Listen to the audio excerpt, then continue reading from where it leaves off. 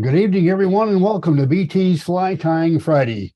This evening, the 17th of March, 2023, I'll be doing some weaving Pott-Style flies. And we've never done this before, but tonight, the program is dedicated to Frank Johnson. This program would not have been possible had it not been for him. Anyway, we're the Beattys from Boise, Idaho. And just to expand on that introduction a little bit, Frank Johnson was a dear friend of mine from the early 80s until his passing a couple of years ago. And he became acquainted with people who were involved with the Pott Fly Company in the early 70s and learned to tie those flies using the materials and looms and so forth that they used at that time, which was the early 70s. This was after the company was sold by Pott's wife after he passed in the mid-50s.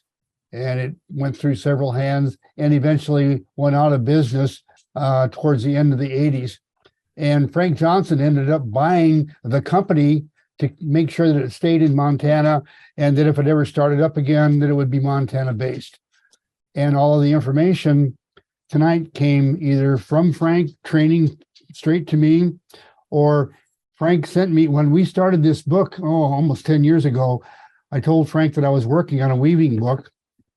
And did he know anything about Pott's flies? And he, of course, then I got to listen to a pretty long story from Frank about his trip with the Pott fly. And he said, I'll send you some stuff. And when he said, I'll send you some stuff, I kind of expected a few things. And I got an envelope about, 6 inches thick. It was just chock full of copies that he made of the pertinent information from the archives of the Pott Fly Company that he had purchased. So the information that I'm able to share with you tonight regarding the way Pott wove the flies and all of that came from those archives. Because I got to be honest with you, in fact, I'll show you a little bit later, but I have one of the flies that I tied because back in the 80s, I fell in love with this doggone fly, but I didn't know how to tie it. So I looked at one and I said, well, shoot, I can figure out anything just by looking at it. And I looked at it and I came up with one that looked pretty close. But as I subsequently learned, as I got into training with Frank and into the archives of the Pott Fly Company, that I was close but no cigar. And that's what I'm going to share with you tonight is how the fly was actually woven by Pott himself. And we'll talk about some of the patents that he had in that regard and so forth. But to start out now, I'm going to, I'll tell you what, I'll just mute everybody.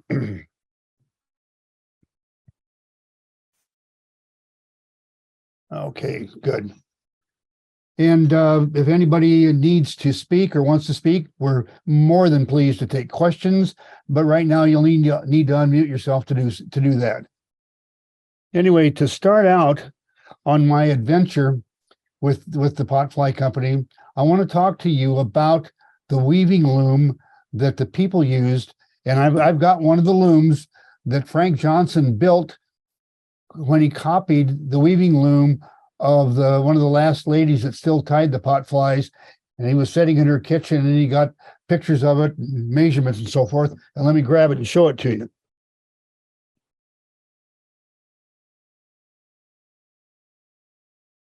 Now I'm going to try not to knock down everything in the place, but if you'll grab that end, Gretchen, as you can see on this end right here, we've got a couple of spools of thread on dowels.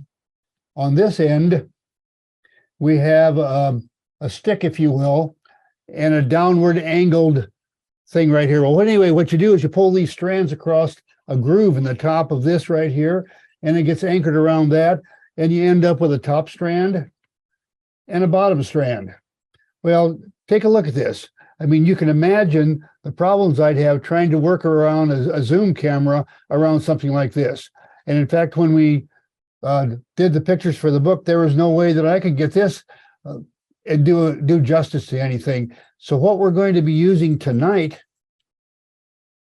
is that loom right there, one that I've made to show you the process, and then we'll actually weave a bunch of the hackle and the body a little bit later. But let me set this down.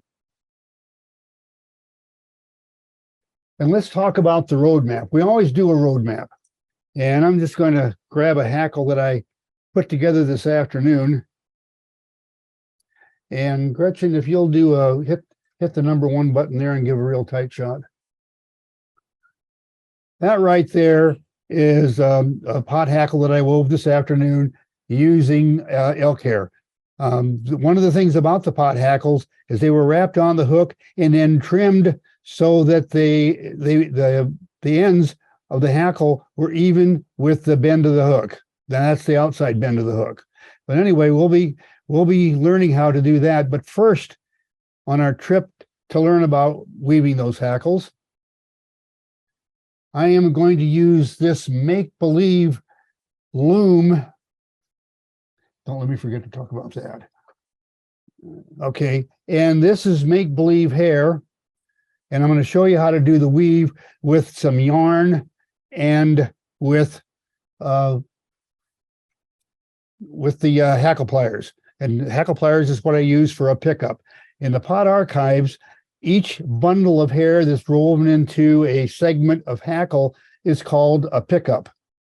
For those of you who are very familiar with George Grant and his writing about weaving, he called the small number of fibers a stick, and he glued the ends together.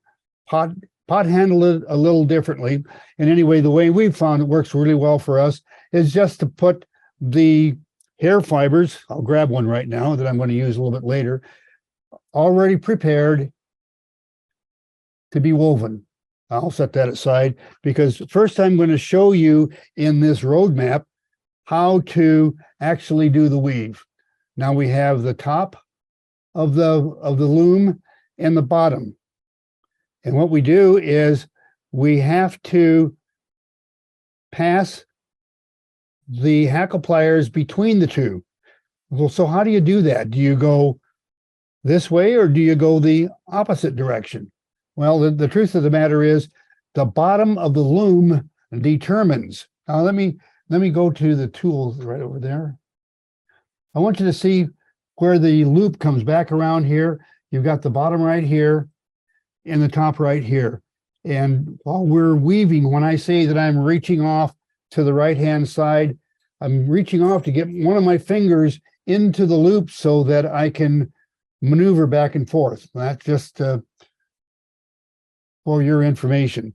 So what I'm doing is I'm dropping this down through and I'm pushing the top aside and the bottom away.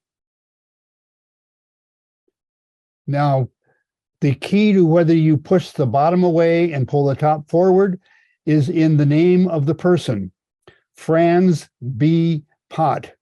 Bottom strand behind the hackle pliers. If you're doing George Grant, it's the exact opposite. Bottom strand in front of the hackle pliers. So we're doing Potts tonight.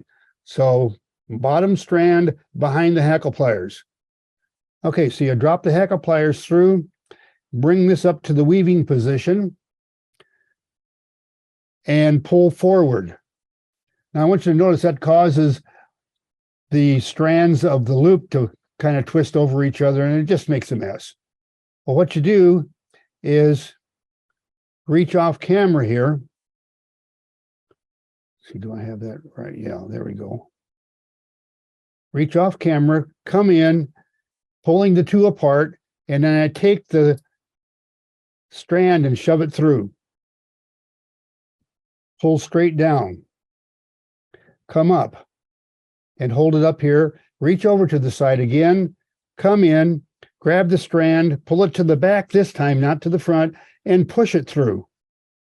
And you just completed the first Pott weave. Now I'm going to pull those all together. And again, the yarn does not react the same as hair, guarantee you, but it gives you an idea how you do it. So now I'm going to drop this through. I'm going to pick up the pace. Now remember, the bottom one goes behind. Bottom behind. bring this into place, bring it forward, push it through, pull it down, come up, over, slide in from the right, and push it in from the back through to the front, and you've completed a second stitch, we call it. Now, if you try to pull this on the one I'm pulling, to pull it tight against the other one, it'll never happen. The way you get it tight against the next one is to push it up there. Then you grab the pliers and you pull in opposite directions to tighten the loop. You tighten the weave, and there's a double pot weave. And what we always do, because we're constantly reefing up and down on this, it will loosen that right there if you don't hang a hackle pliers on it. And so we always have a hackle pliers hanging on the previous bunch. So that gives you an idea of how you go about the weaving process. Now I'm going to just take all this off and put an actual loop up, and we're going to weave some actual hair. But it's a lot harder to see the hair than it is to see the orange against white. All right, I'll just lay that in the trash bin. That's a good place for that. And I have some brown thread already put together into a loop.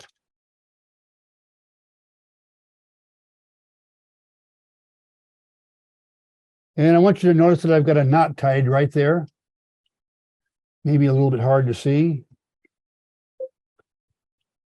but the knot is right there. In fact, that's a little bit closer than I want, so I'm going to take up a little bit of slack. There we go. Now the knot has moved back to about right here, where I'm pointing with my thumb. So now I'm just going to anchor this in my vise so that I have a nice tight loop. And you can see that this is a little bit smaller than what I would have been messing with had I tried to use that 3-foot long weaving loom that was actually used by the people that built the hackle. Now I'll tell you a story about the hackle while I'm getting this all hooked up here. Is what they would do is that, well, there's a section of, let's see, the section of hackle would be from like here to here.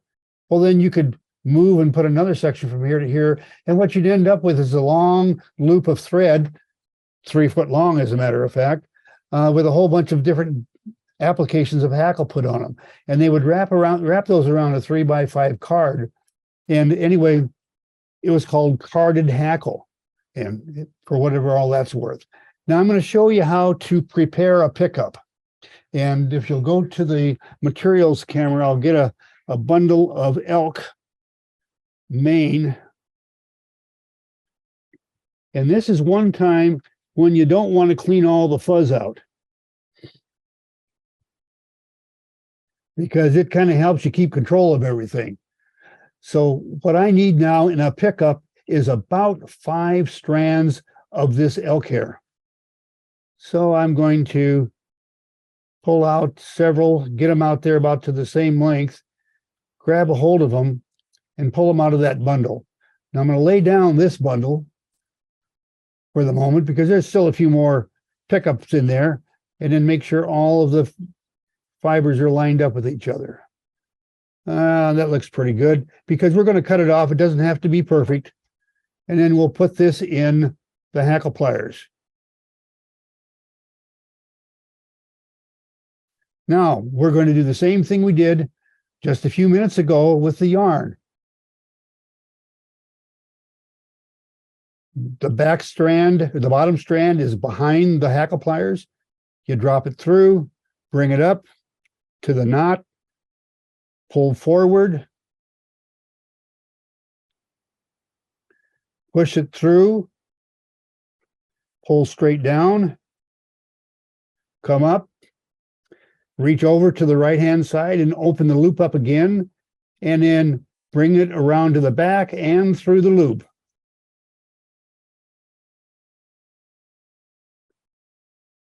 Remember to slide it over. The only way you can slide it is by opening the loop and pushing it. pull in both directions and tighten it up. So am I right? The first time you did that, you go through the loop, and the second time you go around the bottom of the loop. Around the bottom and back and through from the back side. We've got about 8 or 9 more of those to go through, so you'll get a chance to see it more. And all right.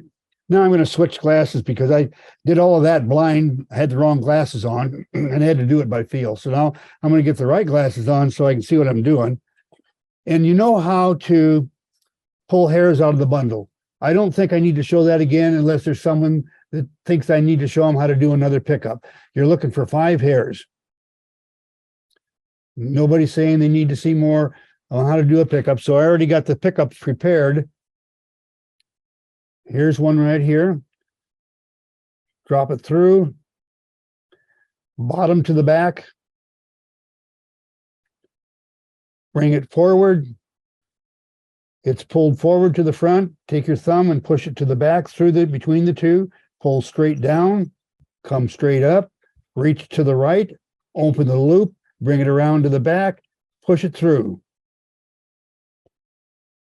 What strength of thread are you using on those 2 strands, the top and the bottom one? Strong. This is Embroidery. this is embroidery for Gretchen's embroidery machine. And if you'll go to a picture of us, Gretch, there, that's it. And it's heavy duty embroidery thread. How does And it if you try to do, if you try How to does- do 6/0 thread or something like that, Jim, it comes apart. It takes a pretty sturdy thread to be able to do this. Yeah, how does it compare to Nymo? How does it compare to what? Nymo? The I have 8 no idea. Okay. Now you notice that I push that over. I'll pull on the pliers and I'll pull in the opposite direction with the other end to tighten the knot. Set that down. Set that down.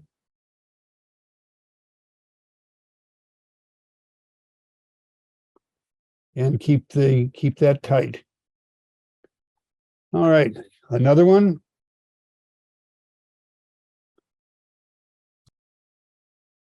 Bottom goes to the back, drop it through, pull forward, open the loop, push from front to back, pull down, up, open the loop, come around and push in from the back to the front. Take your finger, slide it over, tighten the knot.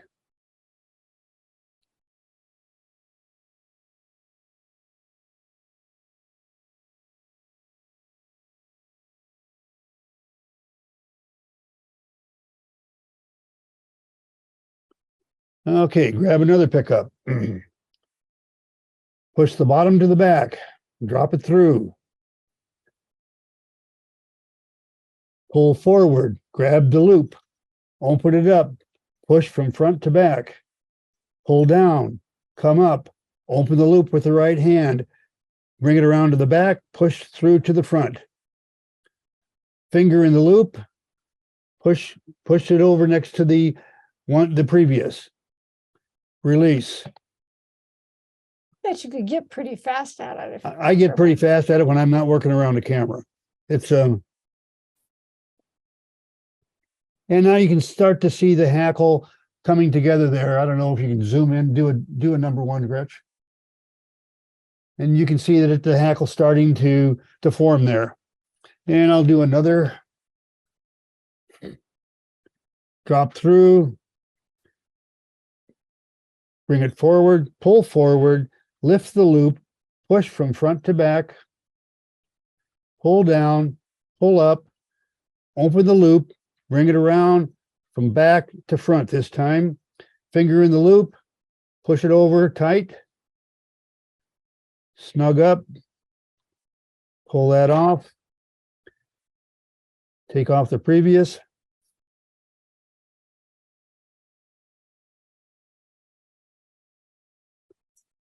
Notice that I'm always pushing those stitches, if you will, tight against each other. You can't pull them tight against each other. And I think I've mentioned that before, but anyway,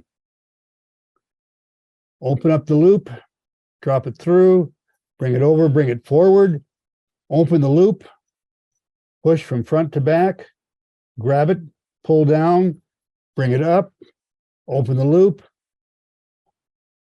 push from back to front, finger in the loop, push it over to meet its buddies.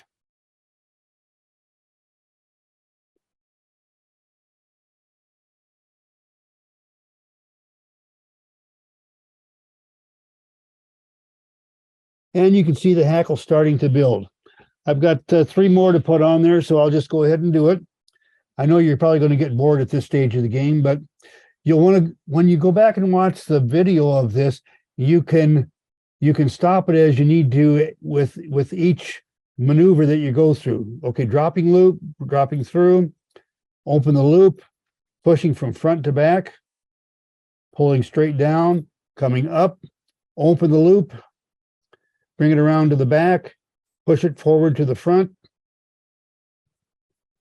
finger in the loop, push the knot over.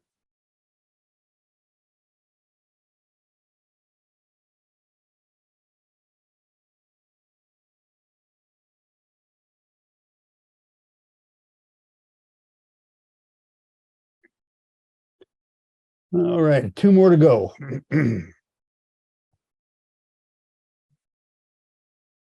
Lift the loop, pushing from front to back, grabbing it on the offside, pull straight down, go straight up, open the loop with the right hand, push to the back, bring it forward through the loop to the front. Finger in the loop, push it over.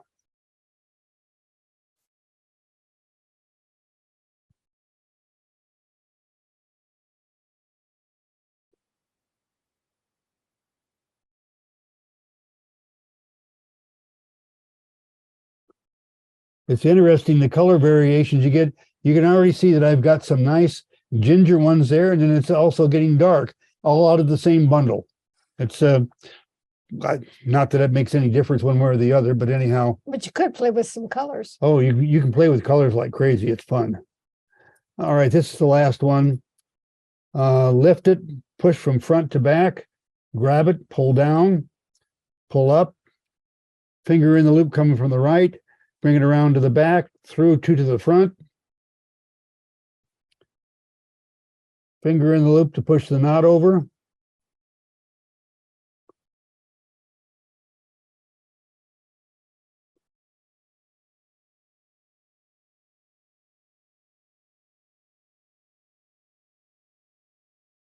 Okay, and there we are. Now I want to remove that.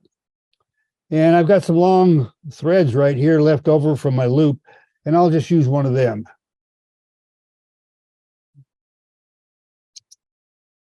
I'll set that aside.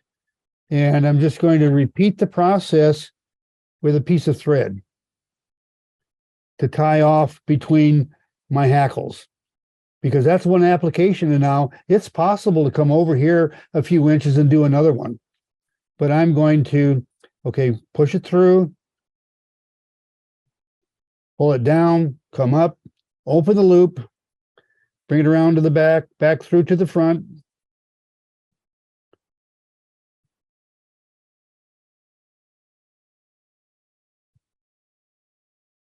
And I'll take 1/2 hitch.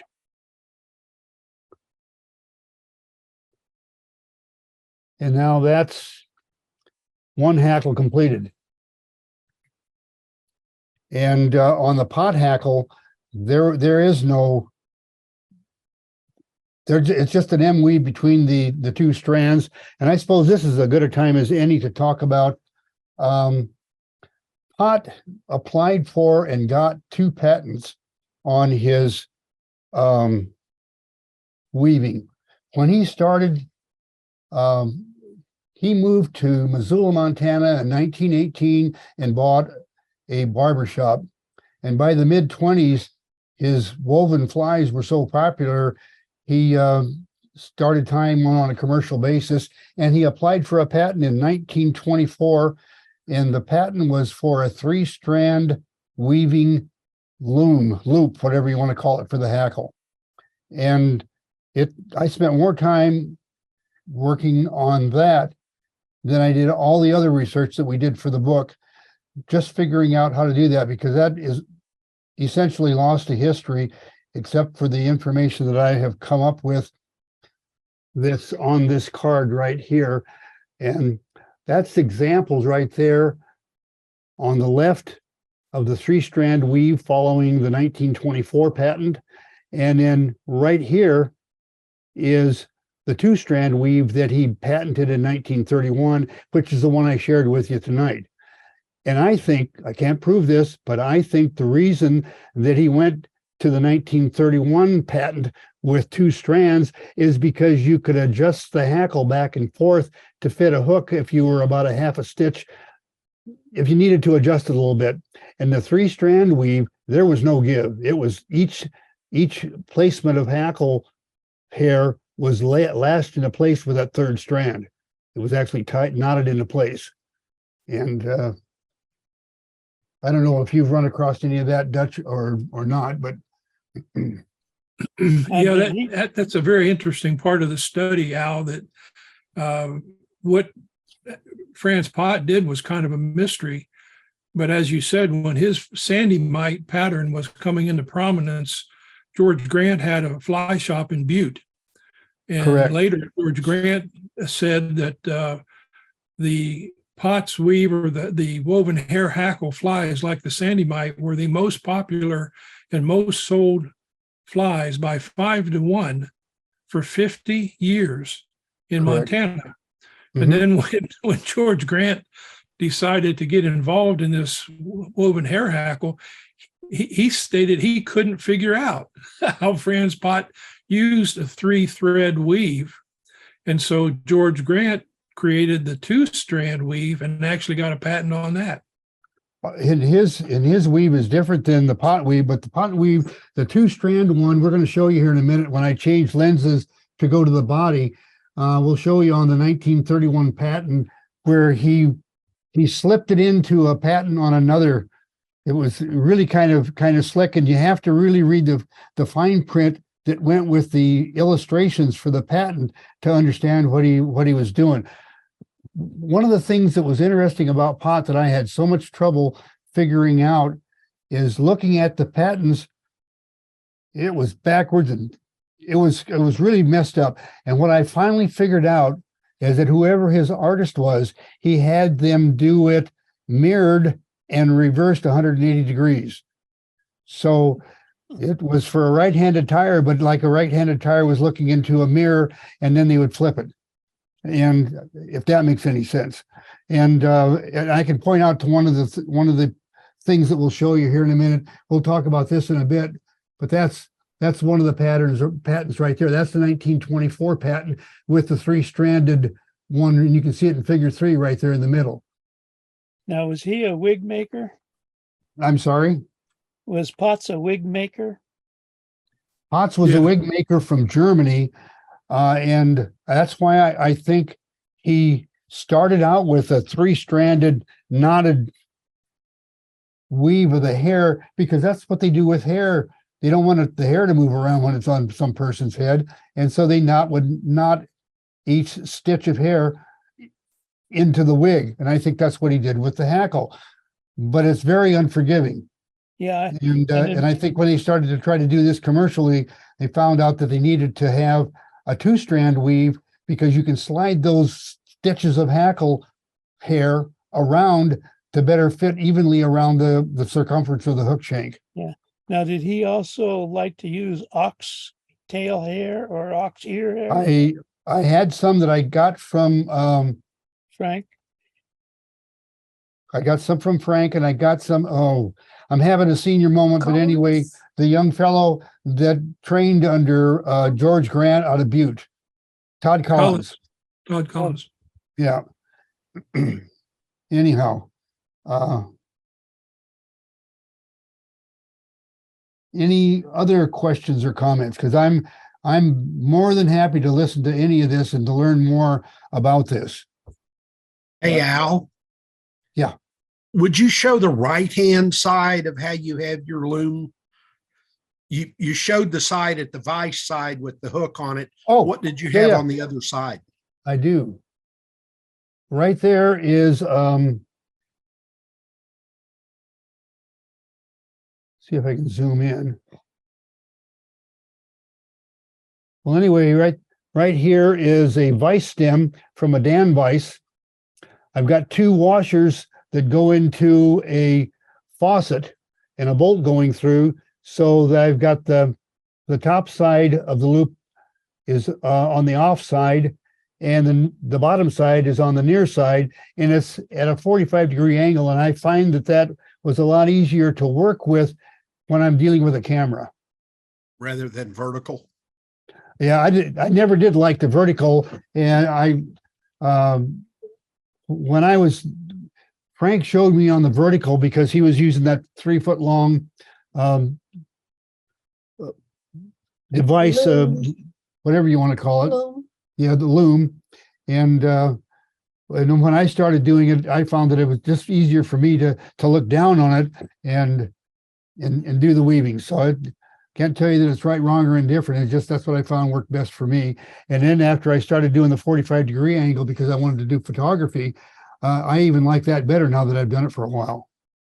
Anyway, let's move back here for just a second because I wanted to show you something. Let's move in tight. This right here is one of the flies that I tied the way I did back in the 80s. I spun the hackle because I didn't know how to weave it. And then I used just a bunch of half hitches over the bundle as I wrapped the body to come up with what I call the belly accent floss. And I think that's the way a lot of people do it. And if you're ready, we're ready to move into the body building. I can do that, or we can continue here with the discussion on weaving. I'm up for anything on this. Go ahead and start tying. Oh, okay. So I am going to get rid of the loom, and let me get this. I'll just set that hackle aside. Get rid of that.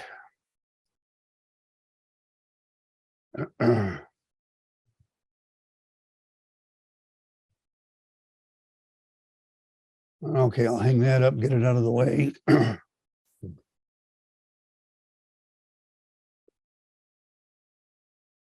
I'll use the hot fly that I tied my way from back in the 80s. I'll just leave that for a focus fly. Now I need to change lenses to be able to continue on. So what I'm going to do is kind of discuss the so you don't have to watch me change lenses and one lens coming out of a camera and another one going in and all that junk. I thought I would just put a couple of illustrations up of the Pott's patents, and that's the patent from 1924. You can see it was filed in March 27th, 1924, and it's about the body style, and then the figure 3 right in the middle is the 3-strand weave. And that's not one of the things we're covering tonight. I kind of figured that it went by the wayside in 1931 when they found out that it was really very unforgiving. And there is the patent information from 1931, and you'll see figure 9 down at the bottom, right by the name F.B. Pott, is the quietly snuck in the 2-strand loop weave that we saw tonight. Now let me get my lens turned in here. There. That looks like that's pretty good. That'll get it nice and tight if I need to. Okay, well, as you can see there, that's one of the ones that I used the figure 8 on, or not the figure 8, but I used the spun hackle because I didn't know how to weave it. That was way back when. Anyway, we're going to get into building the bodies now, following the information that I got from Frank Johnson on the Pott bodies from the archives of the Pott Fly Company, and it's also in the George Grant book. it's interesting. George did not do the hackle for the pot flies, but he included some information on doing the pot weave for the body. So I thought that was interesting. I don't know whether one or the other was. Anyway, we're going to start. One of the things that I found is a lot easier is to use a single strand floss to tie, and it's the same color as I use what I call the belly accent floss. Now I'm going to go forward and get some elk hair.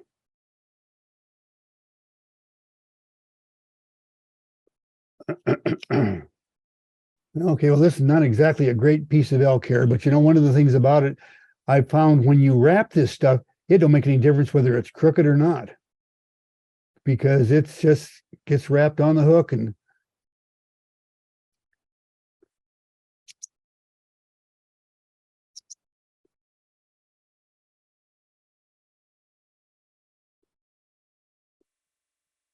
now here's a really important feature that I want to point out to you. I'm wrapping back down into the bend a little ways, and I am going to put a whip finish in here right now, because the placement of the belly accent floss, whether you wrap it on the hook like I just did, or whether you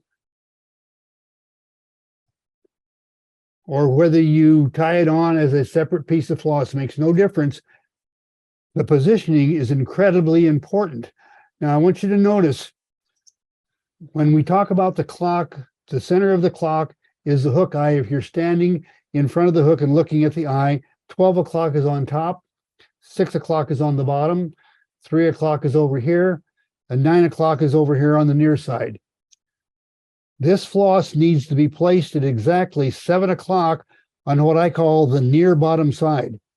If it goes on the bottom or even on the off side, your first accent in the belly will be clear up on the side of the hook.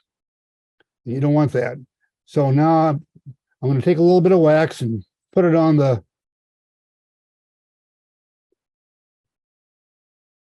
elk, just so I can wrap the body. And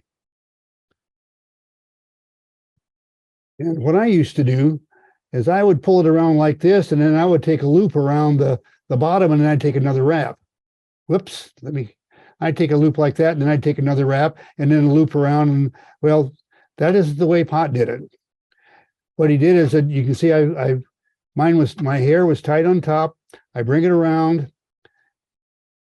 bring the floss up and around there. Oh, now I can see it again. All right, now I'll pull that in place.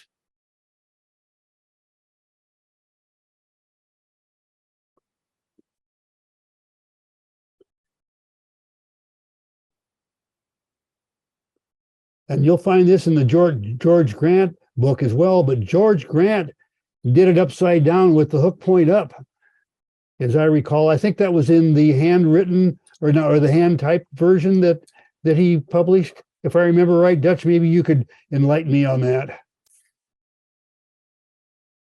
Yes, sir, he did. That was, he did have it hook point up, upside down.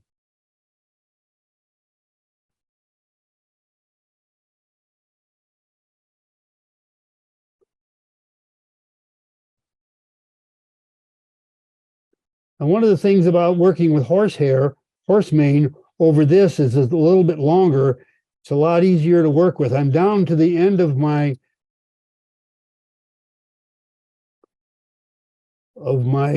elk mane, and I'm sure glad that I don't have to take any more turns here, because there's enough elk mane to make any more turns. So I'm just going to tie that off right now.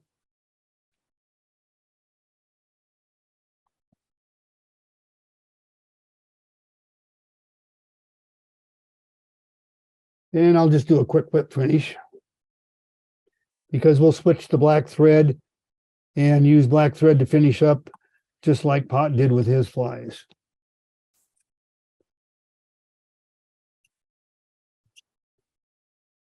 And there we've got the belly accent floss. And what's really important is right back here. Had I not started at the 7 o'clock position with that first stitch, it would have been clear up here on the side. So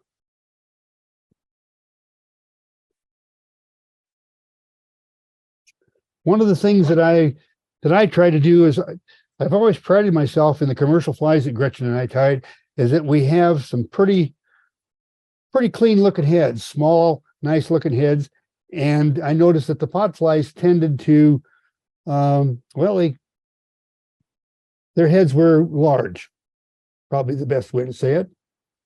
And I tried doing some really small heads, and it just didn't work out real well for me. So, all right, I'll just pull that one out of the way. You notice that knot? I pulled the knot down, and that knot is I'm just gonna slip it off. It was there just to keep the hackle from coming undone.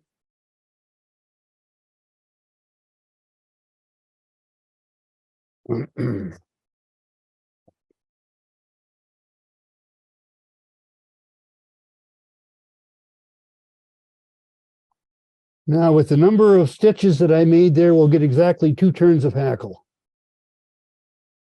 And I put an extra one in there when I made an extra bundle while we were talking, so I'm going to have to tie that one off and throw it away. And in fact, you can see it sticking up there.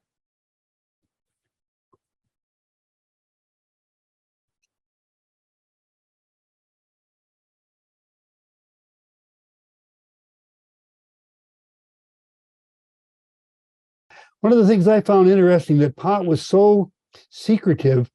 He had, for a long time, he had his hackles woven by wig makers in Germany, and the bodies were made by college students in Missoula, and then he would put them together.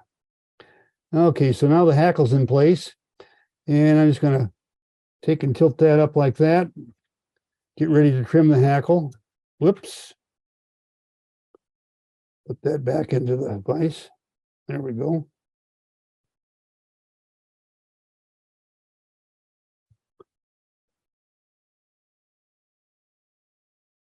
And there you got a completed sandy mite type of fly. Whoops, I got a wild one here. It got away from me. There we go. Well, that's it for now, folks. Thanks so much for joining us. For now, that's a wrap until next time. Take care.